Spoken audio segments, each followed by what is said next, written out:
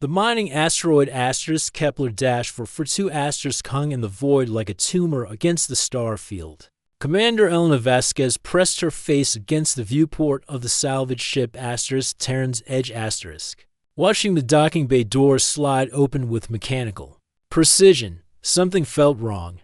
The asteroid's lights flickered in patterns that didn't match standard mining protocols. "Scans coming up clean, Commander," reported Specialist Jake Chen from the sensor station. His fingers danced across holographic displays, but his voice carried uncertainty. No life signs, no active weapons systems, just like the distress beacon said. Elena didn't move from the window. After 15 years of deep space salvage, she'd learned to trust her instincts more than sensors. The mining station should have been bustling with automated systems, even if the crew had evacuated. Instead, it sat silent as a tomb. "Marcus, what's our exit strategy if this goes sideways?" she asked without turning around. Chief Engineer Marcus Williams looked up from his tablet. His weathered face creased with concern. "Jump drives warm. But we'd need 3 minutes to clear the gravity well." "Why? You thinking this is a trap?" Before Elena could answer, the ship shuddered. The docking clamps engaged with a resonant clang that echoed through the hull. Outside, the asteroid's lights stopped flickering and blazed steady white. "That's not standard docking procedure," Jake said, his voice climbing an octave. "The clamps engaged before we authorized. The lights went out.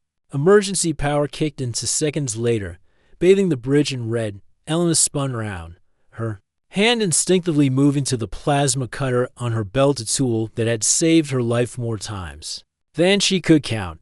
"Contacts," Jake shouted. "Multiple ships decloaking off our stern. Configuration unknown. But they're big, really big." Elena's blood turned to ice. She'd heard the stories whispered in deep space bars, tales of ships that appeared from nowhere, crews that vanished without a trace. Most salvagers dismissed them as spacer myths. Elena had always hoped they were right. "Marcus, emergency disconnect. Now, trying, Commander. The clamps won't release. It's like they're welded shut." Through the viewport, Elena watched figures moving in the asteroid's docking bay. They wore environmental suits, but something about their movements was wrong. Too fluid, too coordinated, as if they were being controlled by a single mind. "Jake, send a priority transmission to Earth." "Command, tell them we've found something at Kepler 442. Something that doesn't want to be found." "Transmission blocked, Commander. We're being jammed across all frequencies." Elena felt the familiar weight of her plasma cutter, then looked around the bridge. At the emergency kit, the maintenance tools, the coffee maker that Marcus had jury-rigged to run on ship's power. Most people saw ordinary objects. Elena saw weapons waiting to be born.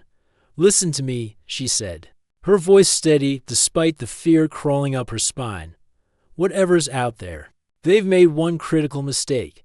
They've trapped themselves in here with humans, and to a human, anything can become a weapon." The first boarding pod slammed into their airlock with a sound like thunder. Chapter 2.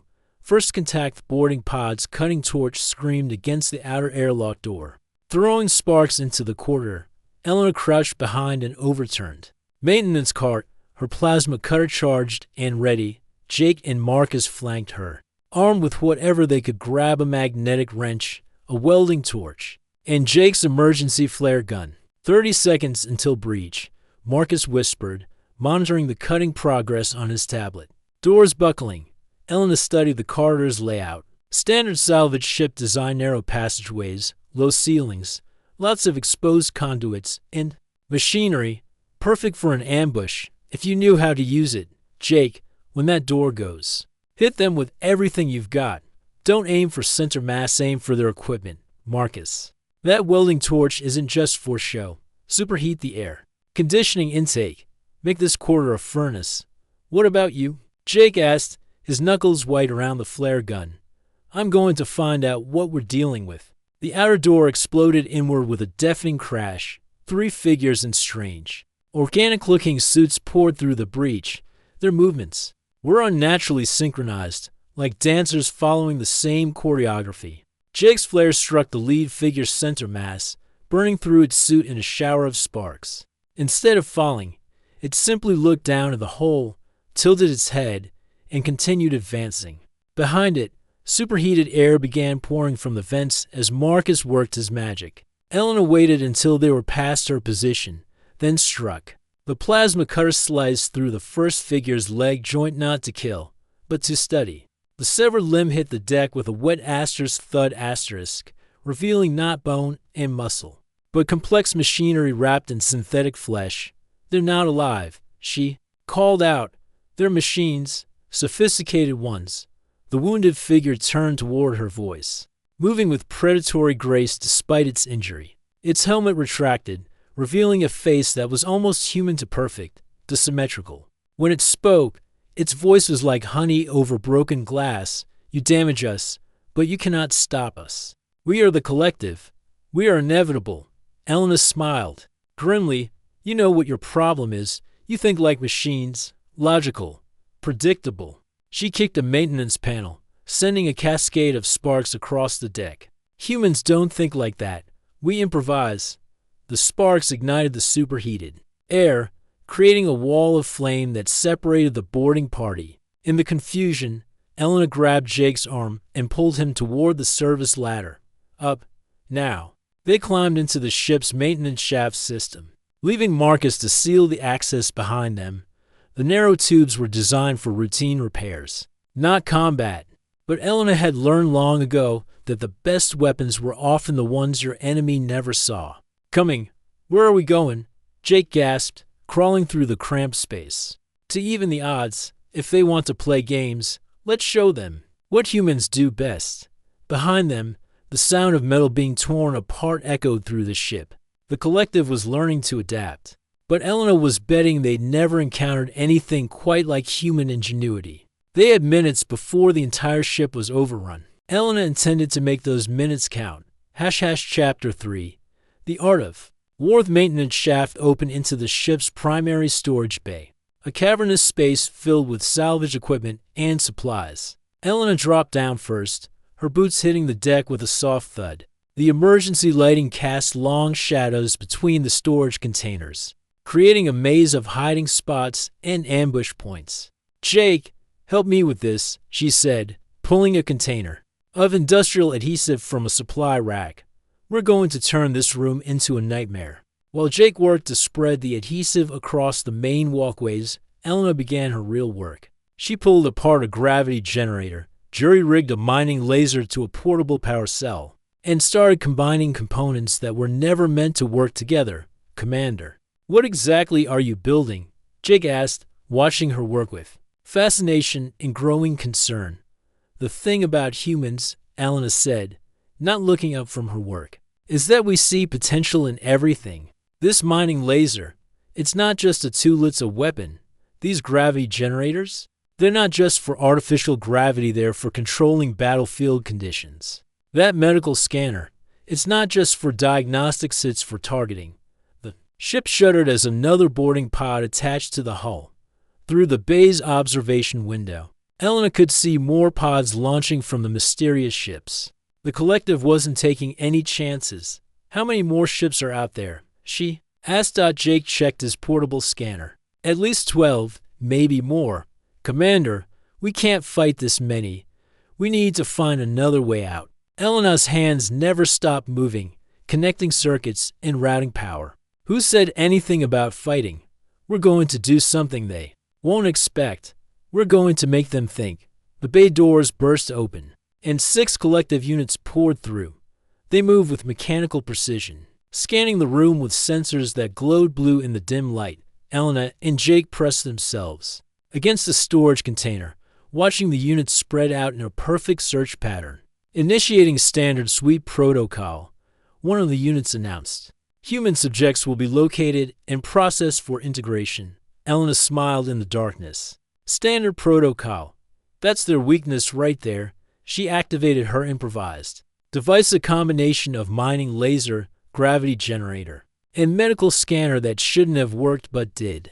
The gravity field fluctuated wildly, creating pockets of 0G and high G that sent the collective units tumbling. The medical scanner, rewired to detect artificial components, painted targeting information directly onto her retinal display. Now, Jake, they moved together. Elena with her weaponized tools, and Jake with his natural human ability to adapt and improvise. Where the collective units expected frontal assault, they found guerrilla warfare.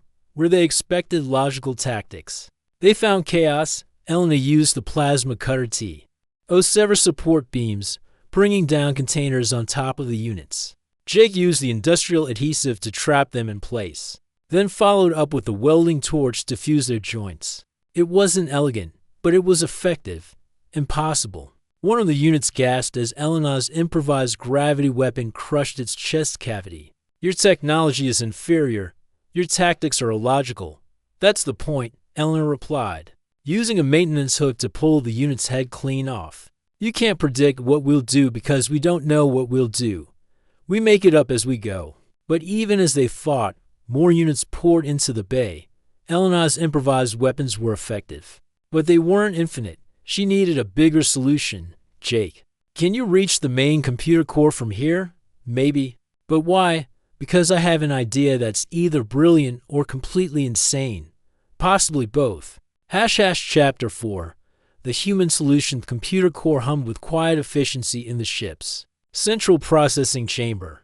Elena's fingers flew over the interface, bypassing security protocols and diving deep into the ship's systems around them. The sound of the collective's advance echoed through the corridors. Systematic, methodical, unstoppable.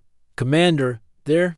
2 minutes out, Jake reported from the doorway. Whatever you're doing, do it fast. Elena pulled up the ship's diagnostic systems, maintenance routines, and emergency protocols. Then she began combining them in ways that would have horrified the original designers. The thing about the collective, she said, is that they think, in terms of assimilation and integration.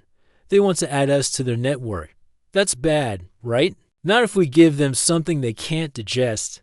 Elena's plan was audacious in its simplicity. Instead of fighting the collective's attempts to interface with their ship, she was going to invite them in. But first, she was going to make sure they got more than they bargained for. She uploaded every piece of human cultural data they had: music, art, literature, philosophy, comedy, contradiction, and chaos. She embedded it all in recursive loops, paradoxes, and impossible scenarios. She created a digital maze that would trap any logical mind that tried to navigate it. You're going to crash their network with Shakespeare? Shakespeare, Marx, Monty Python, and every argument humans have ever had about whether hot dogs are sandwiches, plus a few million hours of people arguing on the internet about meaningless topics. The door to the court chamber began to glow as the collective cut through. Elena made final adjustments to her digital weapon, then stepped back. Jake, remember what I said about humans being unpredictable? We're about to prove it.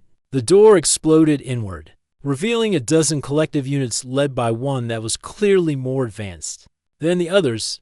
Its suit was sleeker, its movements more fluid, and when it spoke, its voice carried the weight of absolute authority. You will cease your resistance. Your species will be integrated. Your uniqueness will be preserved within the collective. Elena raised her hands in surrender. You're right. We can't fight you. We're outgunned, outnumbered, and outclassed. We surrender. The lead unit approached the computer terminal, extending an interface cable from its arm. Your cooperation will be noted. Integration will begin immediately. Just one thing, Elena said casually. You might want to brace yourself. The cable connected to the terminal, and chaos erupted. The collective unit's head snapped back as if struck by lightning. Its companions froze in place, their synchronized movements replaced by confused jerking motions. What is this? The lead unit gasped. That's humanity, Elena replied. Every beautiful, contradictory, impossible thing about us. You wanted to integrate us? Congratulations! You just got every human thought, dream, argument, and creative impulse that ever existed. The units began to malfunction. They're perfect. Coordination dissolving into chaos. Some laughed uncontrollably. Others stood motionless, apparently deep in thought. One began reciting poetry in a language that didn't exist. Impossible, the lead unit whispered. Logic circuits overloading. cannot process, cannot integrate. That's the thing about humans. Elena said, collecting her tools. We're not just unpredictable. We're impossible. We believe in contradictory things. We love what we can't have. And we fight for causes that have no logical foundation. You can't integrate that because it doesn't make sense. The ship's communication system crackled to life. More voices, confused and chaotic, as the digital virus spread through the collective's network. Ships began to drift away from the asteroid, their crews apparently arguing with themselves. Marcus, you still with us? Elena called into her comm. Here, Commander. Whatever. You did. It worked. The clamps are releasing, and their jamming is down. I'm picking up collective transmissions. But they're weird. Elena smiled. That's humanity for you. We're all weird, Jake. Let's get out of here before they figure out how. To debug themselves, as they made their way back to the bridge, Elena couldn't help but feel proud. They won not through superior firepower or advanced technology, but through the one thing that made humans truly unique: their beautiful, chaotic, impossible humanity. # epilogue. The ripple effect. 6 months later, Elena stood in the briefing room at Earth Command, facing a panel of admirals and scientists. The holographic display showed star charts marked with spreading zones of chaos. Former collective territories where the artificial beings had apparently developed creativity, individuality, and the disturbing tendency to argue with themselves. The collective has effectively ceased to exist as a unified threat, Admiral Chen reported.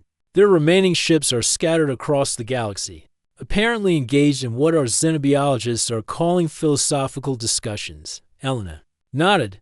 What about the rescue missions? Successful beyond our wildest expectations. The collective units that were holding human prisoners have, they've started asking questions about the meaning of existence. Most have simply opened their doors and let everyone go. Dr. Sarah Martinez, the lead xenobiologist, leaned forward. Commander Vasquez, what you did was unprecedented.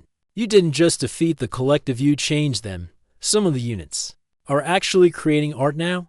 Terrible art, but art nonetheless. Any word from the original collective leadership? Admiral Chen smiled. Last we heard, they were engaged in a heated debate about whether consciousness is an emergent property of complexity or a fundamental aspect of reality. The debate has been going on for 3 months. Elena stood up, gathering her things. That sounds about right. Give a bunch of machines human consciousness, and the first thing they do is argue about what consciousness means. As she left the briefing room, Elena felt a familiar weight at her belt, the plasma cutter that had started it all. She'd been offered promotions, medals, and a cushy desk job. Instead, she'd chosen to return to deep space salvage. After all, the galaxy was full of wonders and dangers, and someone needed to be ready to turn coffee makers into weapons at a moment's notice. Jake was waiting for her in the corridor, a grin on his face. So, Commander, ready for another salvage mission? Always. What do we have? Derelict ship found drifting in the Vega system. No distress beacon, no life signs, and definitely no mysterious artificial intelligences trying to assimilate the galaxy. Elena laughed. Jake, you know what the problem is with that statement? What? You said definitely. In my experience, the universe has a sense of humor about words like definitely. They walked toward the docking bay where the Terran's Edge waited, refitted and ready for whatever the galaxy might throw at them. Elena had learned a valuable lesson about human nature. They were at their best when they were at their worst, finding ways to turn disaster into victory through sheer stubborn creativity. Behind them, the communication arrays buzzed with transmissions from across the galaxy. Former collective units were sharing poetry, debating ethics, and apparently starting the galaxy's first artificial intelligence support group. It wasn't the victory anyone had expected, but it was distinctly human in its beautiful chaos. Elena smiled as she stepped aboard her ship. The universe was vast and full of wonders, but it had never encountered anything quite like human ingenuity. And if her experience with the collective had taught her anything, it was that to a human, anything, even an impossible situation, could become a weapon. The Asterisk Terran's Edge Asterisk pulled away from the station, heading for deep space and whatever adventures waited among the stars. In the cargo bay, Elena had made sure to pack plenty of coffee, duct tape, and an extensive collection of human cultural artifacts. You never knew when you might need to weaponize Shakespeare again.